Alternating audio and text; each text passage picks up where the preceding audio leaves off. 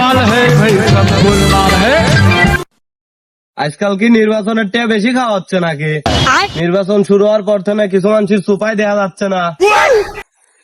আর কই খায়, সন্ধ্যার সময় মরে যায় 2 কাপ চা ছাড়া মুই আর কিছুই জোটে না।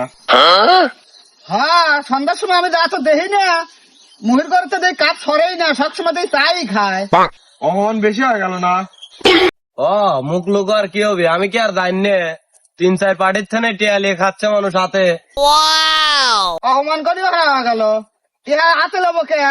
গেটের সামনে বিকাশ নাম্বার দিছি, যার পছন্দ হচ্ছে সে দিয়ে যাচ্ছে।